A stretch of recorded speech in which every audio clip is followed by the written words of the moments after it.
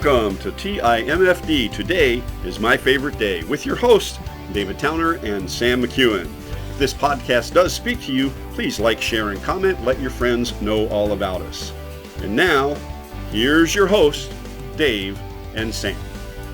Well, Dave, welcome back to Today is My Favorite Day. We had a good discussion last time, but there's a bunch of stuff we really need to get into today when it comes to just the services that Oasis offers and how folks can engage with you. Sure. And just general information about Oasis. So we left off with the services that you provide, and we talked about the being able to earn points and get supplies and things like that.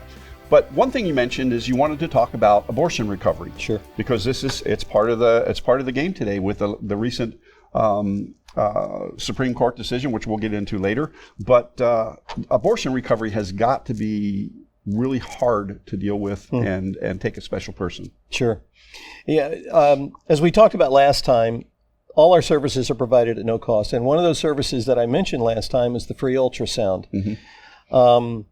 That's a very emotional room, as you might imagine. Yes. And statistically, and there are a number of research arms that have borne this number out, but that is a game-changing room for us because 85% of those that might be considering terminating the pregnancy, when they see that what's on the screen is not a blob of cells as maybe they have been told, it is actually a wonderfully uniquely made individual, as Psalm 139 mentions. Yep. And they will change their mind and choose life, which we are grateful for. And that's how often many of our clients start with us. Now, I said 85%. That means that 15% make a different choice, maybe one that we don't agree with. But we don't believe under God that our responsibility to love them ends there. Right. Because we've already seen the impact, and it is true that act can have a very traumatic impact on a woman or a man's life, and a man's life in many ways. We have a woman who heads up our post-abortion recovery program called Healing Grace. And again, all the pregnancy resource centers in our area all have a post-abortion and a very vibrant post-abortion recovery program. It's a highly confidential group. No one knows who's in it except for the people that are in it. All right. But typical story. Her name is Debbie Hamby. Her story was told 6 years ago on Mother's Day in a very large megachurch in the Tampa area, so she's given me permission to use her name. Typical story. College senior, boyfriend gets pregnant. Boyfriend says, I'm not going to support you.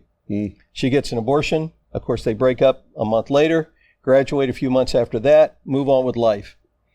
Several years later, she meets her now husband, Gary. These both are dear friends. We go to church together.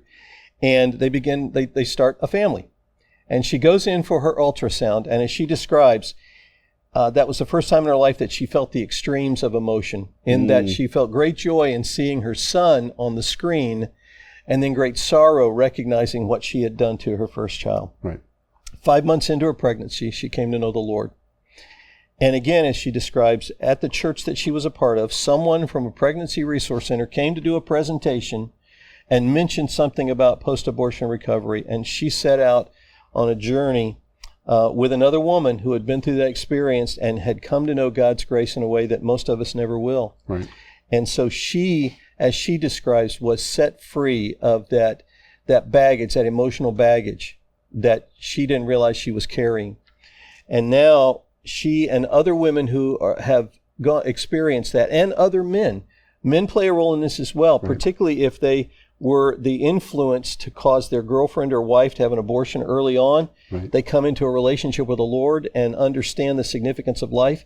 They too can feel that emotion and carry that stuff. I mean, I've had several men come to me at presentations afterwards to my table to talk to me about their story. So Debbie does that with these women and comes alongside other women and really helps them be set free of the guilt. And in many cases, I'm not naive to believe, the numbers are pretty staggering. 1 in 4 families have been impacted by abortion in the United States. That's in the church, outside the church. Wow. So every time I stand up in front of a group of people, whether it's in a civic organization or a church, I'm very aware that there is somebody sitting there carrying emotional baggage in silence. because of the shame that they may feel or the anger they may feel at themselves. And so I appreciate the opportunity to wave the flag of Healing Grace and other post-abortion recovery programs that will help people be set free of this. And in many cases, as Debbie has seen and can testify to the fact, that those folks who used to sit in the back, who would not get involved in a small group in a church because they didn't want to expose that part of their life. Once they're set free, they in many cases become incredible key volunteers. They don't, the thought of working in kids ministry is a terrifying thing for them. Right. Things like that. So we want desperately for people to understand the grace that God provides and the freedom that he gives and the forgiveness of sin. There is no sin that God cannot forgive. Right. It's interesting you mentioned grace. I've been a pastor for quite some time, and I've been in situations where I deal with young adults and students, and, a young lady comes to me and says, I'm pregnant. What are we going to do? And so I've been fortunate in the ones that I've had to counsel. Abortion was not even an option. On the other hand, from the church, there was no grace. You sinned. Well, yeah. Well, the sin is not the child, and that I think is something that the church really needs to begin to learn how to deal with. Having grace for folks. But the abortion recovery program, to me, is just 25%, one in four. Is that what you were saying? 1 in 4. And I will also add, we have a sister organization that's in Pinellas County that's been doing this for years and years and years. They surveyed their clients, their post-abortion recovery clients, and the average time from the time a woman has an abortion or a couple has an abortion to the time they seek emotional or spiritual help is 25 years. That's the average time. Oh, my goodness. So there are a lot of people sitting in our churches that are carrying the burden of this that they don't need to carry anymore. Well, I almost look to the church as maybe you should get your head straight around pregnancy centers and stuff like that, because let's face it, we're all human, and people have stigmatisms and they're judgmental. And this blows me away. This is something I was totally not aware of, Dave. I know you talked about it when you were at the church on Sunday, or a couple Sundays ago, because my wife mentioned it.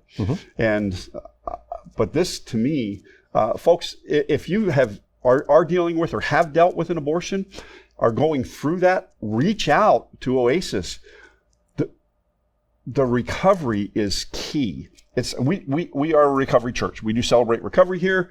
Most of the folks in our church know that if you have a hurt, habit, or hang up, you can come to. But that is something that I'm sure a lot of women won't talk about. A lot of men won't talk about having gone through it. And so this is huge, Dave. This is really, really huge. I have several local pastors, as an example, that I've talked with them about it, and they've even very candidly, and I appreciate their transparency, have said that folks in their church would likely call us before they would even come in and meet with the pastor. Yeah. So what they have done, we have these things called palm cards that have the confidential phone number on it, and we've got some pastors who have actually put these little cards in the women's restroom of their churches with the desire and the hope that maybe a woman will see it, will very subtly take one, put it in her purse, and call our number and begin a conversation and begin a journey of being able to be set free. That's an awesome idea. Every church out there, anybody listening, you ought to be doing that. It's just,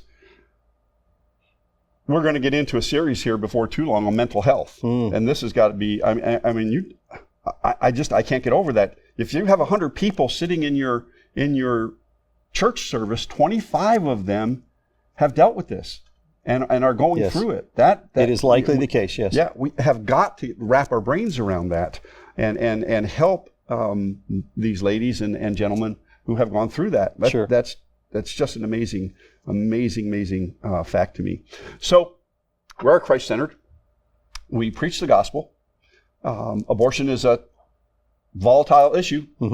How do you share the gospel? Sam, that's a good question. Our executive director has described it. We work to earn the right to be able to share the gospel. As I mentioned, I think in our last the last time we met, that our desire is to match up a client with a client advocate. That's a trained volunteer.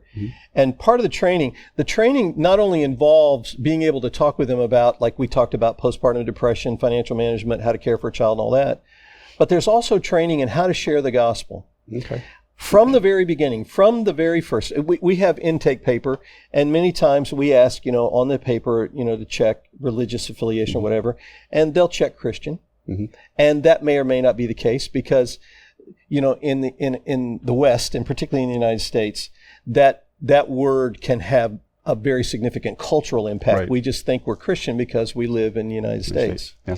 So from the very beginning, when our client advocate meets with our client, they'll go through the first lessons, and at the end of each lesson, they will ask, is there something I can pray with you about? Now, we do want to pray with them about the things that are on their heart. And it also gives us an indication of where they might be spiritually in their journey. Over time, it's fascinating to see how this relationship builds. They will meet with that same client advocate week after week after week, and it really becomes a friendship. And over time, that client advocate will begin to ask them questions about their thoughts about who Jesus is, about just the spiritual things, where that lesson takes them. And more often than not, it provides an open door because of the earned right, the respect that client is now giving the client advocate because of their faithfulness to be there, to be able to ask them that direct question. What do you think? Who do you think Jesus is? Yeah. And it is as an example, in the first 6 months of this year, it's a win-win for us. We've had 37 babies, as an example, saved from, 36 babies saved from termination, potentially ending their life before it begins. And we've had 27 of our clients begin a new relationship with Jesus Christ. Wow. And again, that's because we've earned the right to share the gospel. Now, our goal is then to help them get connected into a local church so they can continue the discipling process to help them grow in their relationship with the Lord. Well, you mentioned the discipling process, and that is so important when it comes to folks who are new to the faith. Sure. And you mentioned something that is really, so I come out of a Pentecostal background. And so, 9 times out of 10, you get beat over the head with the Bible and says, repent, and be saved. And the earned right to present Jesus and to ask, that's huge. That's huge, because now the acceptance of Christ is a relational thing, and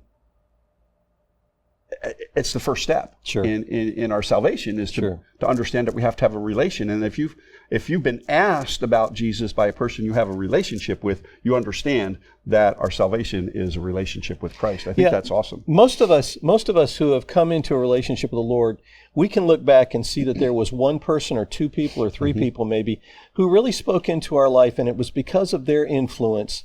It made me think about, okay, who am I in Christ, and where am I going? And it's no different when someone walks in and they're in distress. They want someone to help them be comforted and to be calmed. And so when we have the opportunity to speak peace into their life, that affords us the opportunity to be able to share the gospel. Right. So we've talked about a few things.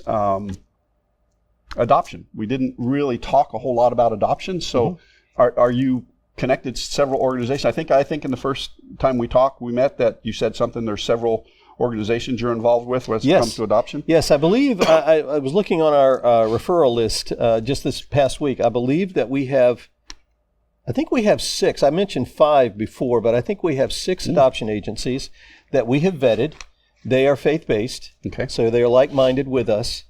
And if a client chooses that route, what we will do is maybe give them that referral list. And in some cases, it could be maybe where they are geographically. If they live in a certain area of North Tampa or in Pasco County, we will connect them up with somebody that may be geographically closer with them and do the introduction. We'll contact the adoption agency for them, do the introduction, and then the adoption agency, they'll continue to take lessons with us. They'll continue to come in the center, but they'll also be going through a process with that adoption agency, walk that journey, so that when it comes time, they will be prepared emotionally to be able to handle that. That sounds like a a good program to being prepared emotionally to let go of that baby. Sure. And so now adoption is, you hear all sorts of horror stories about how long it takes to become an adoptive parent and how long it takes for an adoption to go through. Do you have any insights on people who may be interested in getting with these adoption agencies? Sam, great question. I wish I could give you a lot of detail, but I'm not as involved on that as say some of our center directors and other staff that are very involved on the client side.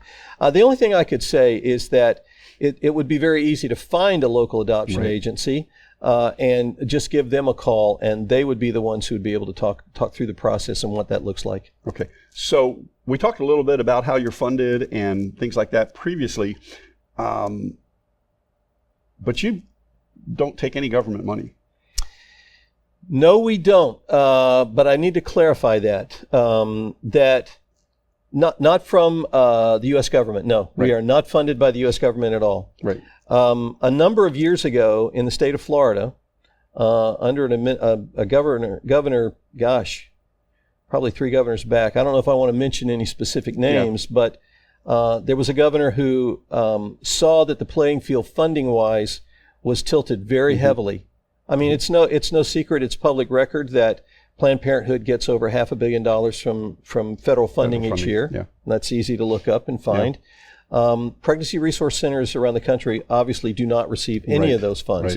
Right. And he saw the imbalance. So at that point, asked that there be some balance provided. So an entity was set up, and at that time, a percentage of the state budget was set aside for pregnancy resource centers. Okay.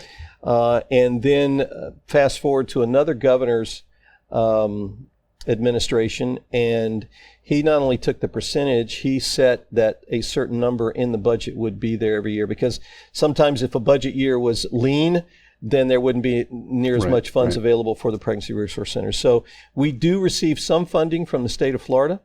And it's because there have been people in Tallahassee who are very favorable to balancing the playing field, I guess. Yeah, and that's the great state of Florida. You know, and I look at it in that I don't see that as government interference. I see the U.S. government and Planned Parenthood and how much money goes there is, to me, is very inequitable. There should be balance. People should have good choices. So we have a couple other things we want to talk about, but we're going to run out of time. I don't want to get into the SCOTUS decision until we get to the next session. I think if you're willing to come back for another session. Would love to. So I come in, or I bring my girlfriend in, you know, she's pregnant, or we think she's pregnant, and we want to find out what our options are. When I walk in the door with her, what's the first thing that's going to happen?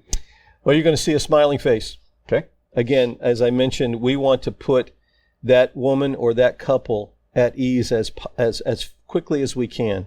Our centers are set up such that we try. It's not like walking into a doctor's office, it's all white. It's a very soft color. It's by design that we provide as calming an influence as we possibly can. They'll be met by a smiling face, be asked to fill out some paperwork. They'll be introduced to a client advocate, or if in many cases, as I mentioned, a pregnancy test would be administered that day if appointment's been made and that's what they want to do. And then they begin a journey with us. Now, I want to pick up on what you said about you coming in with, no. The reason I say that is because one of the other things that has become a very high priority for us is, and it's on the center of our radar this year, is the Fatherhood Initiative. Right. It is imperative that we get the fathers engaged as quickly as possible. 60%, I mean, the whole saying, my body, my choice, but the reality is statistically, and these are stats that can be pulled from different sources, that 60% of the time the decision is made, the greatest influence in a woman's life is that dominant male figure. So having the male involved and engaged and understanding that, yes, you can be a father, and we're going to help you do that is significant. So we have just brought on a local marriage and family counselor part-time with us. Okay. And he is actually mentoring other men to be the mentors for these dads that come in our center. So we're trying to get that up and running in all 4 centers, because when they come in, and this is our executive director, April Beck, she really wants to see this happen. We just had this conversation this morning that when a guy walks in, one of the things that may be concerning to him is I'm walking into a place that is all women. Yep. There's just way too much estrogen here. Right. But when he walks in and he sees a guy there that greets him, that will sit down with him and talk with him about where he's in his life, it's amazing how that changes the whole body language and whole sense. So we are working, that's another one of the services, again, that we're working to provide, is that the men, either a boyfriend, husband, could be an uncle, a grandfather, whoever that dominant male figure is, we want to begin a journey with him as well. So that's a big part of our programming moving forward, is getting the dads or the significant male figure in that woman's life engaged. That's awesome. Well, Dave, we're out of time for today. You're willing to come back and have maybe a little discussion that may be controversial out there on the Supreme Court decision and some of the other stuff? Not afraid to do it, Sam. All right. I'm not afraid of it either. That's So good. I think we're both on the same page when it comes to that. So this has been Sam McEwen. I've been with Dave Dorsey from Oasis Pregnancy Centers. This has been Today is My Favorite Day. Thanks for listening. Live intentionally and be very, very blessed, my friends. Have a good night. Day, whatever.